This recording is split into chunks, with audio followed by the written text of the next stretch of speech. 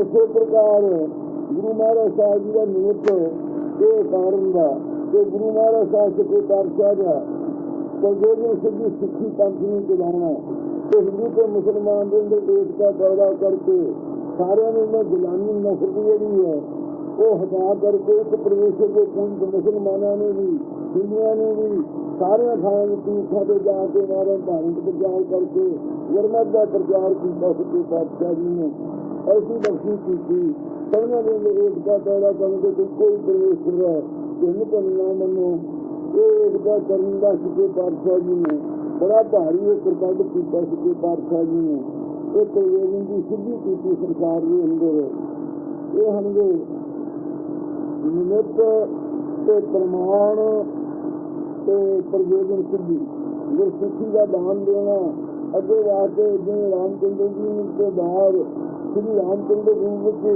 लोग आदत जोड़े राजे जरूर होए है पर रामचंद्र जी दूसरा स्वरूप कोई स्थापन नहीं किया दुनिया की कल्याण वास्ते गुरु नानक जी ने कोई किया 10 रूपों तक वो जो दोहा जुगत साह सह काया अशेर कलती है एक प्रयोजन की सिद्धि सदगुरु महाराज साहब जी की है।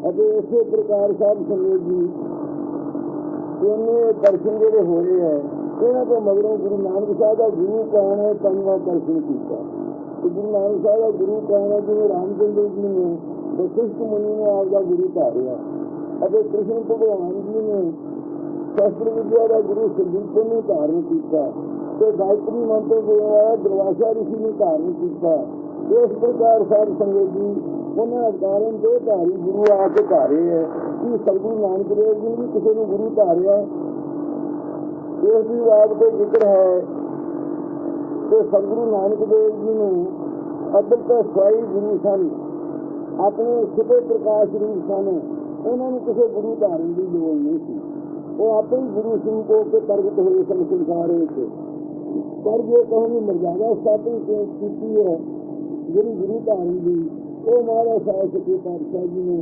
जब देवी द्वारा वर्ण देवता हमारे चरण आके नमस्कार करके क्या हमारा अकाल कुछ बोलना आज्ञा है आप सचखंड जाओ तो हमारे क्या साथे अंदर कोई है वर्ण देवता बताना वर्ष सचखंड जाना आप भी सचखंड जाके अकाल पुरुष वाहिनी के संग से जब खड़े हो गए वो फिर आदमी ने आज्ञा हुई कि महाराज आप दुनिया के कारण आके कहा धारिया सी वो कितना कर्तव्य किया है तो आप जी ने क्या कि महाराज दुनिया में नजारा है गुरु धार के उपदेश ग्रहण करना तो ये देना तो फिर महाराज साहब अकाल पुरुष ने आप गुरु स्वरूप हो के जो मूल मंत्र का पाठ किया आप सारिया ने ये मंत्र महाराज साहब जी ने उसे सरगम कराया सतगुरु नानक देव जी ने आज्ञा की थी उस मंत्र द्वारा सारी दुनिया की कल्याण करो इस प्रकार दो कथा गुरु नानक साहब जी की भाई हर सिंह ने होती है और लिखा जो देवी को महाराज बाहर आए है वो फिर बीबी नानकी जी ने आज्ञा भेजी कड़ा प्रसाद करके लियाओ प्रसाद करके बीबी जी लेके आए तो देवी के किनारे पे महाराज साहब जी ने बैठ के जिन्हें लोग दर्शन करने आए थे सारे ने अमृत नाम मंत्र दिता सारे लोगों ने जगह लागियां गुरु साहब के दर्शन करके मंत्र सुन के इस प्रकार महाराज साहब सच्चे पातशाह गुरु अकाल पुरख ने गुरु धारिया है क्योंकि महाराज विजन जो गुरु बोलते अपना से भला नहीं जरा आगे गुरु ने गुप्त कर लगे चंगा नहीं है जिस प्रकार एक जिमीदार ने आपके गुरु ने एक नद सी बरसा मुख के नाल पकड़ना सी तो उन्होंने वेख के लोग कहते बड़ा ही तेरा विद्या है एक जिमीदार कहने लगा ये तो मैं ही कर सकता उसने वो बच्चा मुँह के जंदा जो पकड़ा नदों में वो कहना शाबाश तो गुरु दे वो कहना मेरा तो गुरु कोई नहीं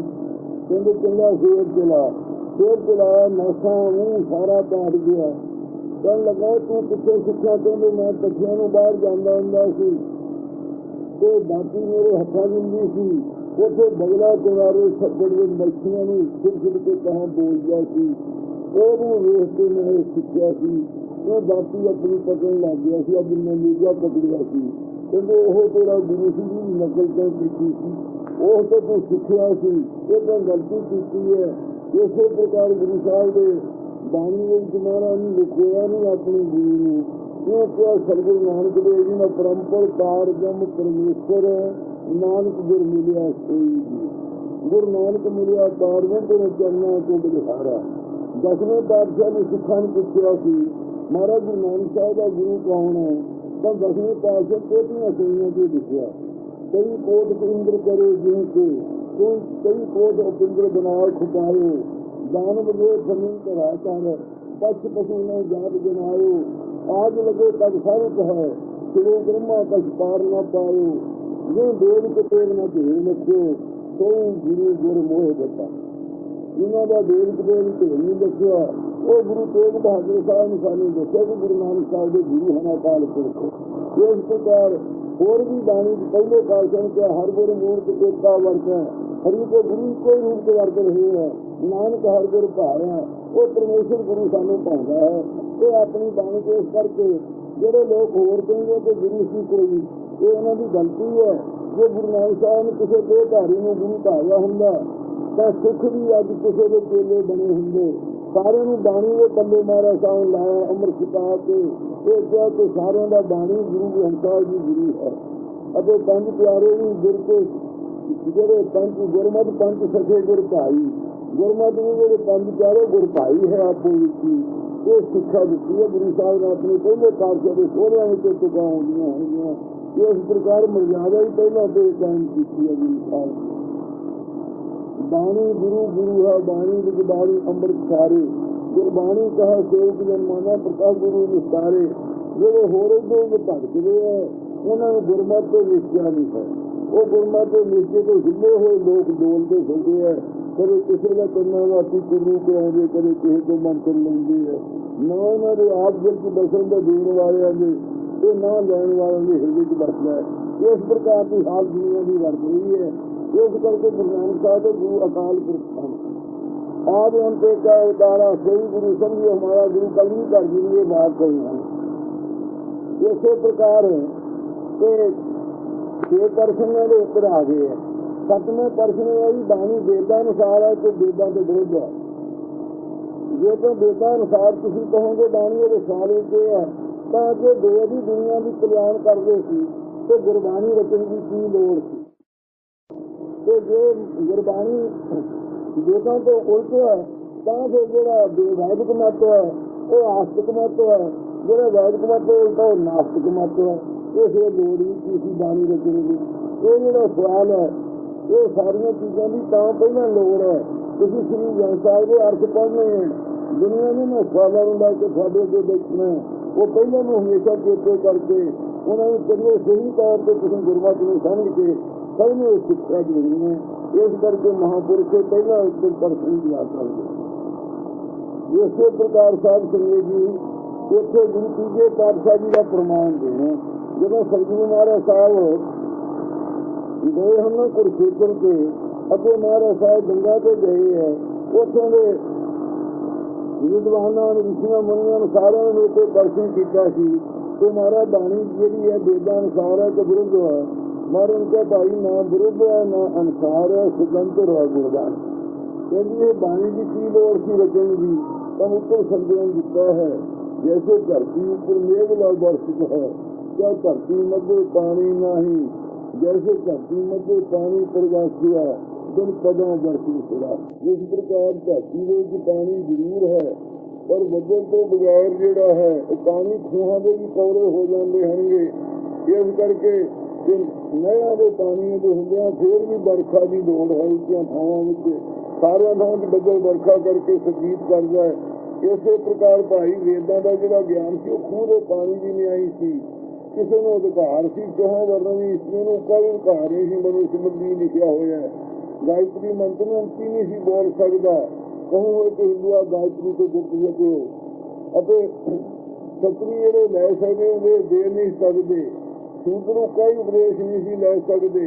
जे सूत्र बोल दे तो मूँह से सब सही जवान कटने का हुक्म सी। जो सुन लगे तो कन्ना छिक्का पाने का ढाल के हुक्म सी। ये मनुष्य मिट्टी के सारे प्रसंग लिखे हुए हैं। इस प्रकार साहब संगत जी इन्ना दंड सी जहाँ वर्णा दी स्त्रियों कोई किसी प्रकार का अधिकार ना ब्राह्मणी खत्तरी ना शूद्री ना बैंसी कोई वेद मंत्र का अधिकार नहीं सी पढ़न का तो सुनने का। एडी दूर दुनिया हो चुकी थी। गुरु महाराज साहब सच्चे पातशाह जी ने ये बख्शी की अंदर मनुखा ने एक नहीं आना इको का खजाना बख्शे वास्ते महाराज कहते बदल के पानी का सब में अधिकार है। कोई नीवा हो उच्चा होवे ऐ किसी जात का होवे जात अजात जते जन कोए जो जाते किसकी जत होए। क्यों महाराज बाणी में कोई पढ़ लवे क्यों नीच जात हर जब के उसको पढ़ भी पाए पूछो दिलवासी से किस मित्रा कर दे जाए। इस प्रकार बाणी की जरूरी लोड़ सी। वो खूबे पानी वांगू थोड़ा वेदों का ज्ञान सी। उस ज्ञान में कोई अधिकारी लै सकता सी। खूबे पानी नाल कोई अपने प्यारे 2 कमान 3 कमान 4 विघे सिंह सकता है पर सारी दुनिया किन्नी सिंगी जा सकती।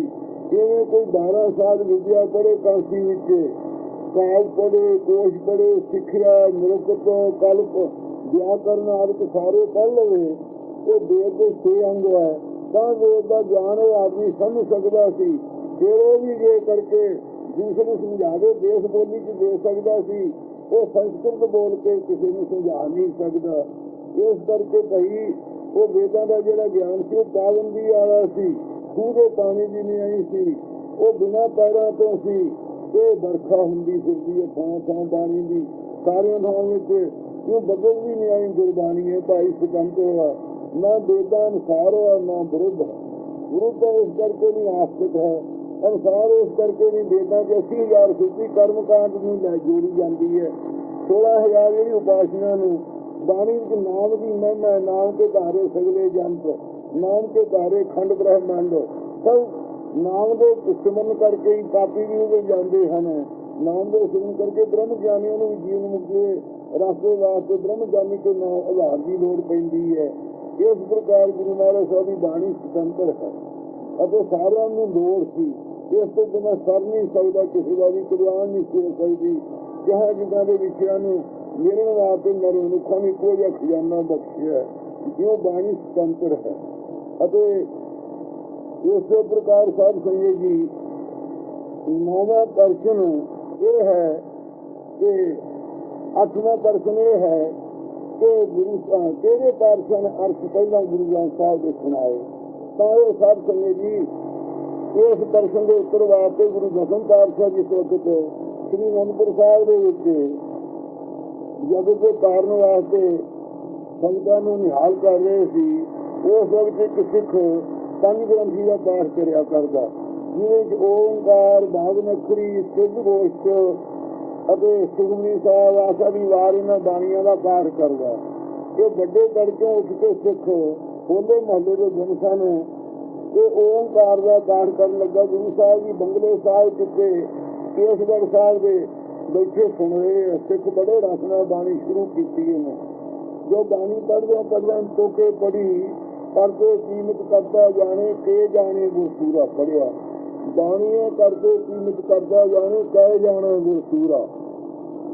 गुरु साहब जी ने उस वक्त सिख नूं भेजिया कोले हजूरी नूं सिख नूं जाके समझाओ। आप पहला उच्ची आवाज में कहा कि भाई बाणी गलत ना पढ़ सिख बाणी पढ़। इस जाके सिख ने कहा इन सिख परवाह ना की। उस वे महाराज की आज्ञा 2-4 तमाचे लाते इन सवेरे महाराज दीवान च आके फरियाद की महाराज थोड़ी बाणी पढ़ दो साढ़े तमाचे बजते है। ये सिख साडा कोला महाराज जी दिलदार इसने मेरे ताई कुट पाई है। जे अज बाणी पढ़ने कुट पैंदी तो साडी कल्याण किवें होवेगी। तो सुन के महाराज ने क्या सिखा ये जी गुरबाणी है ये साडे अंग हनगे तू सिखा बाणी में गलत पढ़ रहा है। ये सानू जो खेद है तो इन्होंने चपेड़ा खेद नहीं होया। ये कहने लगा महाराज मैंने दसो किसों पढ़ने वालों को हजूरी पढ़ फिर जब वो पढ़ लगा से करते कीमत करता जाने कह जाने गुरसूरा ने क्या सो जाने गुरसूरा। महाराज कहने लगे प्रेमियों जब कोई अर्थ बनया नहीं करते भी कीमत नहीं करता जाएगा तो गुरु सूरमा की जाएगा ये अर्थ बनया। पर गुरु साहब को अर्थ अच्छा करते कीमत करता जाने कह जाने गुरसूरा करते भी मरजाया नहीं करता तो साहब जानता है। तो कह अथवा गुरु साहब जो सूरमे मन जितने वाले व्यापारों जितने वाले वो जान गए करते की कीमत में ਇਹਨਾਂ ਦੁਆਰਾ ਜੇ ਤੁਸੀਂ ਗੁਰੂ ਸਾਹਿਬ ਹੀ ਨਹੀਂ ਜਾਣਦੇ ਤਾਂ ਦੁਨੀਆ ਨੂੰ ਸਮਝ ਕਿਵੇਂ ਪਵੇਗੀ। ਇਹ ਪਰ ਗੁਰੂ ਅਵਤਾਰ ਹੋਇਆ ਹੀ ਉਸੇ ਵਾਸਤੇ ਹੈ। ਇਹ ਸੁਣ ਕੇ ਫਿਰ ਭਾਈ ਦਇਆ ਨੂੰ ਬੇਨਤੀ ਕੀਤੀ, ਹਜ਼ੂਰ ਬਾਣੀ ਦੇ ਅਰਥ ਪੜ੍ਹਾਓ। ਅਰਥਾਂ ਪੜ੍ਹਾਉਣ ਤੋਂ ਬਿਨਾਂ ਸਿੱਧੇ ਪਾਤਸ਼ਾਹ ਸਿੱਧੀ ਦਾ ਸਾਨੂੰ ਪਤਾ ਨਹੀਂ ਲੱਗਦਾ। ਉਹ ਮੇਰੇ ਮਾਰੇ ਕਦੀ ਸਿੰਘੇ ਛੋਟੇ ਨਾਲ ਕਰਾਰ ਰਿਹਾ ਸਾਡਾ ਤੇ ਹਰ ਜੰਗ ਦਾ ਵਕਤ ਹੈ, ਬਾਈ ਧਾਰ ਕਰਕੇ ਆਏ ਹੈ, ਔਰੰਗਜ਼ੇਬ ਦੀਆਂ ਫੌਜਾਂ ਦਾ ਘੇਰਾ ਪਾਇਆ ਹੋਇਆ। ਜਦੋਂ ਅਸੀਂ ਜੰਗ ਤੋਂ ਵਿਹਲੇ ਹੋਵਾਂਗੇ ਉਹਦੇ ਤੁਹਾਨੂੰ ਅਰਥ ਜ਼ਰੂਰ ਸੁਣਾਵਾਂ। ਇਹ ਬਚਨ ਮਹਾਰਾਜ ਸਾਹਿਬ ਨੇ ਕਰ ਦਿੱਤੇ। ਇਸ ਪ੍ਰਕਾਰ ਜਿਹੜੇ ਜੰਗੇ ਸਾਹਿਬ ਮਹਾਰਾਜ ਸਾਹਿਬ ਕੁੱਤੀ ਗੰਢ ਕੇ ਆਏ ਹਨ, ਸਾਰਾ ਪਰਿਵਾਰ ਵਾਰ ਕੇ ਸਿੱਧੇ ਪਾਤਸ਼ਾਹ ਉਸ ਵੇਲੇ ਮਹਾਰਾਜ ਸਾਹਿਬ ਨੇ ਸਿੱਖਾਂ ਨੂੰ ਬੇਨਤੀ ਕੀਤੀ ਕਿ ਹਜ਼ੂਰ ਬਾਣੀ ਦੇ ਅਰਥ ਪੜ੍ਹਾਉਣ ਦਾ ਆਪਣਾ ਇਕਰਾਰ ਕੀਤਾ ਸੀ। ਹੁਣ ਜੰਗ ਨੂੰ ਤਾਂ ਚੜ੍ਹ ਕੇ ਕੋਈ ਆਉਂਦਾ ਨਹੀਂ, ਆਉਦੇ ਤੇ ਗੱਲ ਹੈ, ਸਾਰੇ ਹਾਰ ਮੰਨ ਕੇ ਭੱਜ ਚੁੱਕੇ ਆ, ਕਿਰਪਾ ਕਰੋ ਹੁਣ ਬਾਣੀ ਦੇ ਅਰਥ ਸੁਣਾਓ। ਮਹਾਰਾਜ ਕਿਹਾ ਭਾਈ ਧੀਰਮਲ ਦੇ ਪਾਸ ਕੱਢੀ ਜਾਓ, ਉਹਨੂੰ ਜਾ ਕੇ ਕਹੋ ਕਿ ਨਵੇਂ ਪਾਤਸ਼ਾਹ ਦੀ ਬਾਣੀ ਪੰਜਵੇਂ ਪਾਤਸ਼ਾਹ ਥਾਂ ਰੱਖਿਆ ਚੜਾਉਣ ਵਾਸਤੇ ਉਹ ਸਰੂਪ ਦਿਓ ਤੇ ਬਾਣੀ ਨਾਲ ਚੜਾਈਏ, ਨਾਲ ਸਾਨੂੰ ਅਰਥ ਪੜਾਈਏ। ਪੰਜੀ ਸਿੰਘ ਜਿਸ ਵਕਤ ਗਏ ਧੀਰਮਲ ਦੇ ਪਾਸ ਕਰਤਾਰ ਤੋਂ ਜਾਦੇ, ਇਹ ਧੀਰਮਲ ਨੂੰ ਉੱਤਰ ਦਿੱਤਾ ਕਿ ਗੁਰੂ ਅਰਜਨ ਦੇਵ ਮਹਾਰਾਜ ਸਾਹਿਬ ਪੰਜਵੇਂ ਸਰੂਪ ਸਨ, ਇਹ ਦਸਵੇਂ ਪਾਤਸ਼ਾਹ ਉਸੇ ਗਤੀ ਦੇ ਮਾਲਕ ਹੈ ਕਿ ਮੇਰੇ ਪਾਸੋਂ ਕਿਉਂ ਵੱਡਿਆਂ ਦੀ ਬਖਸ਼ੀਸ਼ ਮੰਗਾਉਂਦੇ ਆ, ਉਹ ਆਪ ਕਿਹੜੀ ਨਵੀਂ ਰਚ ਲੈਂਦੇ ਬਾਣੀ। ਉਹ ਸ਼ੰਕਰ ਤੇ ਮਹਾਰਾਜ ਸਾਹਿਬ ਦੇ ਸਿੱਖ ਆ ਕੇ ਕਹਿਣ ਲੱਗੇ ਮਹਾਰਾਜ ਧੀਰਮਲ ਦਾ ਉੱਤਰ ਦਿੰਦਾ। ਮਹਾਰਾਜ ਕਿਹਾ ਚੰਗਾ ਭਾਈ ਮਨੀ ਸਿੰਘ ਸਾਹਿਬ ਨੂੰ ਲਿਖਾਰੀ ਲਾ ਕੇ ਉਸ ਵੇਲੇ ਗੁਰੂ ਸਾਹਿਬ ਸੱਚੇ ਪਾਤਸ਼ਾਹ ਬਾਣੀ ਉਚਾਰਨ ਲੱਗੇ। ਭਾਈ ਮਨੀ ਸਿੰਘ ਦੀ ਉਦੋਂ 13-14 ਸਾਲ ਦੀ ਉਮਰ ਸੀ। ਇਹਨ ਕਿਹਾ ਮਹਾਰਾਜ ਮੈਂ ਬਾਲਕ ਮੈਂ ਕਿਸੇ ਨਹੀਂ ਜਾਣਦਾ।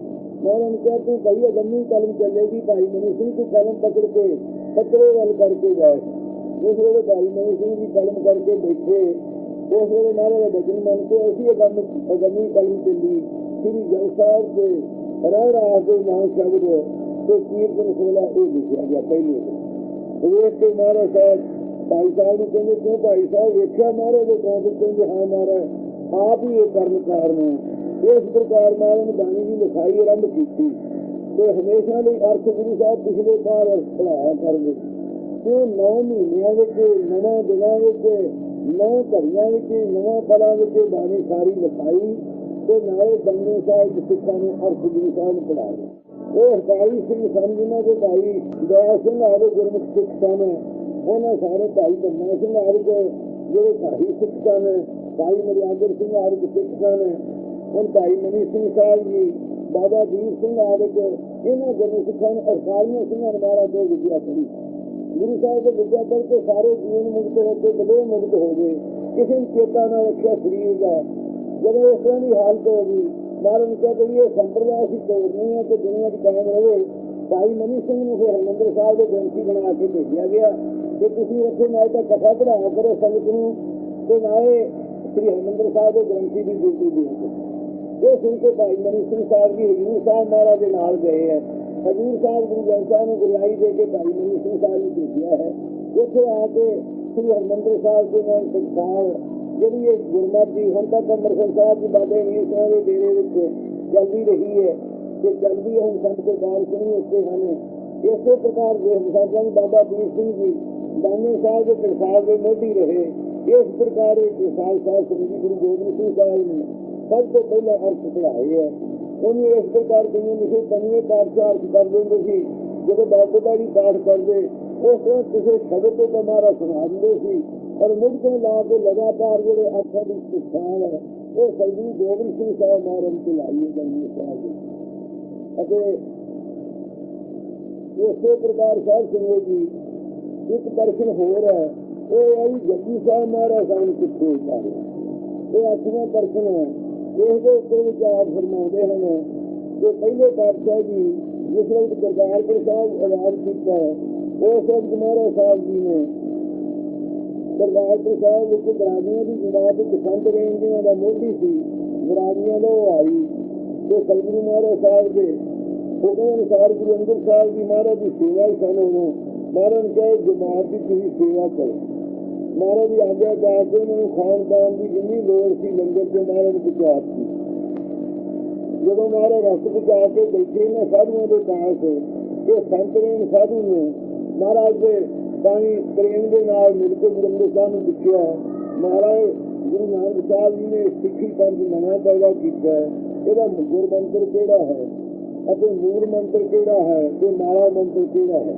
ਗੁਰੂ ਅੰਗਦ ਸਾਹਿਬ ਨੇ ਕਿਹਾ ਗੁਰ ਮੰਤਰ ਦਾ ਸਾਨੂੰ ਵਾਹਿਗੁਰੂ ਮੰਤਰ ਮਿਲਿਆ ਮਹਾਰਾਜ ਅਤੇ ਮੂਲ ਮੰਤਰ ਕੋ ਓਂਕਾਰ ਸਤਿਨਾਮ ਜੀ ਦਾ ਸੰਗਤਾਂ ਪੜਿਆ ਇਹ ਗੁਰੂ ਸਾਹਿਬ ਨੇ ਬਖਸ਼ਿਆ ਅਤੇ ਮਾਲਾ ਮੰਤਰ ਵੀ ਅਸੀਂ ਗੁਰੂ ਸਾਹਿਬ ਤੋਂ ਪੁੱਛਿਆ ਨਹੀਂ। ਜਦੋਂ ਮਹਾਰਾਜ ਸਾਨੂੰ ਪੁੱਛਾਂਗੇ ਫਿਰ ਤੋਂ ਉੱਤਰ ਦਿਆਂਗੇ। ਇਹ ਗੁਰੂ ਅੰਗਦ ਸਾਹਿਬ ਜੀ ਨੇ ਆ ਕੇ ਸਤਿਗੁਰੂ ਨਾਨਕ ਦੇਵ ਜੀ ਨੂੰ ਪੁੱਛਿਆ ਕਿ ਮਹਾਰਾਜ ਬਰਾਗੀਆਂ ਦੀ ਜਮਾਤ ਆਈ ਹੈ। ਉਹ ਪੁੱਛਦੇ ਆ ਕਿ ਮਾਲਾ ਮੰਤਰ ਮਰਨ ਕੇ ਪੁਰਖਾ ਸੀ ਜੋ ਸਮੇਰ ਪਰਬਤ ਤੇ ਗਏ ਸੀ ਜਿਹਦੇ ਨਾਲ ਚਰਚਾ ਕੀਤੀ ਸੀ। ਉਸ ਵਕਤ ਅਸੀਂ ਇਹ ਬਾਣੀ ਜਿਹੜੀ ਹੈ ਮਾਲਾ ਰੂਪ ਜਪਜੀ ਸਾਹਿਬ ਵਿਚਾਰਨ ਕੀਤਾ। ਤੁਸੀਂ ਐਂ ਕਰੋ ਤੁਹਾਨੂੰ ਗੁਰਦਾ ਦੇ ਅਸੀਂ ਦੱਸ ਕੇ ਇਹ ਦੂਜੇ ਸੂਰ ਵਿੱਚ ਸਥਾਪਨ ਕੀਤਾ ਹੈ। ਹੁਣ ਤੁਸੀਂ ਪੌੜੀਆਂ ਦਾ ਪਾਠ ਕਰਦੇ ਜਾਓ। ਇਹ ਨੰਬਰ ਬਣਾ ਕੇ ਜਨ ਸਾਹਿਬ ਨੂੰ ਕਾਇਮ ਕੀਤਾ ਜਾਵੇ। ਇਸ ਪ੍ਰਕਾਰ ਸਾਹਿਬ ਕਮੇਟੀ ਗੁਰੂ ਅੰਗਦ ਸਾਹਿਬ ਦੇ ਤਰਖਾਣ ਇਹ ਮਹਾਰਾਜ ਸਾਹਿਬ ਜੀ ਜਪਜੀ ਸਾਹਿਬ ਵਿਚਾਰਿਆ। ਪਹਿਲਾਂ ਸਿੱਧਾ ਨਾਲ ਚਰਚਾ ਜਪ ਸਾਹਿਬ ਦੀ ਹੋਈ ਹੈ ਅਤੇ ਤੀਜਾ ਜਗ ਦੇ ਉਦਾਹਰਨ ਵਾਸਤੇ ਇੱਕ ਪਿਰਥੀਏ ਦਾ ਪੁੱਤਰ ਮਿਹਰਬਾਨ ਸੀ। ਉਸ ਨੂੰ ਜਪ ਸਾਹਿਬ ਦਾ ਮਹਾਤਮ ਨੂੰ ਲਿਖਿਆ। ਕਹਿੰਦਾ ਜਗ ਦੇ ਉਦਾਹਰਨ ਕਾਰਨ ਧਿਰੋਂ ਹੋਇਆ ਫਰਮਾਨ ਇਹ ਜਗ ਕਰਕੇ ਪੁਰਖਾ ਸੱਚ ਨਾਮ ਕੀਆ ਵਖਾਨ। ਜਗ ਦੇ ਉਦਾਹਰਨ ਵਾਸਤੇ ਸੱਚੇ ਗੁਰੂ ਨਾਨਕ ਦੇਵ ਜੀ ਨੇ ਜਪ ਸਾਹਿਬ ਵਿਚਾਰਨ ਕੀਤਾ। ਅਤੇ ਚੌਥਾ ਦਰਸ਼ਨ ਦਰਬਾਰੀ ਦਾਸ ਜੀ ਹੋਏ ਹੈ। ਬੈਰੋਂ ਕੀ ਵੀ ਹਾਜ਼ਰ ਪੋਥੀ ਹੈ ਉਹ ਲਿਖਿਆ ਕਾਲ ਪੁਰਖ ਦੇ ਸਮੇਂ ਸੀ ਗੁਰੂ ਨਾਨਕ ਸਾਹਿਬ ਜਪਜੀ ਸਾਹਿਬ ਸਾਰਾ ਉਚਾਰਿਆ। ਇਸ ਪ੍ਰਕਾਰ ਸਾਹਿਬ ਜੀ ਚਾਰੇ ਖਾਨ ਕਾ ਜਪ ਸਾਹਿਬ ਦੇ ਵਿਚਾਰ ਹੁੰਦੀਆਂ ਇਹ ਸਾਰੇ 8 ਦਰਸ਼ਨਾਂ ਦੇ ਉੱਪਰ ਹੋਏ। ਅਤੇ ਨਵਾਂ ਦਰਸ਼ਨ ਇਹ ਹੈ ਕਿ ਕੀ ਗੁਰੂ ਸਾਹਿਬ ਦਾ ਮਤ ਅਦਵਾਇਤ ਹੈ ਕਿ ਦਵਾਇਤਵਾਦੀ ਹੈ। ਗੁਰੂ ਸਾਹਿਬ ਦਾ ਮਤ ਤਾਂ ਪਹਿਲਾਂ ਅਦਵਾਇਤ ਸਿੱਧ ਕਰਦਾ ਇੱਕੋ ਓਂਕਾਰ ਤੋਂ ਪਤਾ ਲੱਗ ਜਾਂਦਾ ਇੱਕੋ ਹੀ ਪਰਮੇਸ਼ਰ ਹੈ। ਉਹ ਦੀ ਸਿੱਧੀ ਕਰਨ ਵਾਲਾ ਦਵਾਇਤ ਮਤ ਨੂੰ ਗੁਰੂ ਸਾਹਿਬ ਦਾ ਅਦਵਾਇਤ ਮਤ ਹੈ ਉੱਪਰ। ਅਤੇ ਇੱਕੋ ਦਰਸ਼ਨ ਸਿੱਖਾਂ ਦਾ ਗੁਰੂ ਸਾਹਿਬ ਦੀ ਹਜ਼ੂਰੀ ਵਿੱਚ ਇਹ ਮਹਾਰਾਜ ਕਿਰਪਾ ਕਰਕੇ ਦੱਸੋ ਜਿਹੜਾ ਇਹ ਅੰਮ੍ਰਿਤ ਦੀ ਬਾਣੀ ਹੈ ਇਹ ਸਾਡਾ ਤਾਂ ਅਸੀਂ ਸਾਡੇ ਦਰਸ਼ਨ ਕਰਕੇ ਕਲਿਆਣ ਪਾ ਲੈਂਦੇ ਹਾਂ ਤੇ ਸਾਡੀ ਔਲਾਦ ਦਾ ਕਿਵੇਂ ਉਧਾਰ ਹੋਵੇਗਾ। ਤੇ ਉਸ ਵੇਲੇ ਮਹਾਰਾਜ ਸਾਹਿਬ ਨੇ ਕਿਹਾ ਕਿ ਸਿੱਖੋ ਇਹ ਤੁਹਾਡੀ ਸੰਤਾਨ ਦੇ ਵੀ ਉਧਾਰਨ ਵਾਸਤੇ ਤੁਸੀਂ ਸਾਡੇ ਦਰਸ਼ਨ ਕਰਕੇ ਕਲਿਆਣ ਆਉਂਦੇ ਹੋ। ਬਾਣੀ ਪੜ੍ਹ ਕੇ ਸਾਡੀ ਸੰਤਾਨਾਂ ਵੀ ਉਧਾਰ ਹੋ ਜਾਊਗਾ। ਉਹਨਾਂ ਕੁਲਾਂ ਦਾ ਵੀ ਉਧਾਰ ਸਭ ਜੱਤੇ ਕੁਲਾਂ ਦਾ ਕਰੇ ਉਧਾਰ। ਇਹ ਦਰਸ਼ਨ ਦਸਾਂ ਦੇ ਸੰਸਾਰ ਸੰਗੀਤੀ ਹੋ ਗਏ ਹੈ। ਦਾਸਨ ਸਪੋਰਟ ਕੇ ਗਏ ਹੈ ਭਾਵੇਂ ਕਈਆਂ ਦਿਨਾਂ ਤੇ ਦਰਸ਼ਨ ਉੱਪਰ ਕਹੀ ਗਏ ਹੈ। ਅੱਗੇ ਸਿੰਘਾਂ ਦੇ ਚੇਤੇ ਹੋਣੇ ਕਰਕੇ ਇੰਨੇ ਕੁ ਸਮੇਂ ਚ ਕਹੇ ਹੈ। ਹੁਣ ਇਹ ਸਮਾਂ ਤਾਂ ਹੋ ਗਿਆ ਪੂਰਾ ਪਰ ਮੂਲ ਮੰਤਰ ਦਾ ਇੱਕ ਅਰਥ ਕਰ ਦਿੰਦੇ ਕੱਲ੍ਹ ਤੋਂ ਫਿਰ ਬਾਕੀ ਦੇ ਸ਼ੁਰੂ ਹੋਣਗੇ।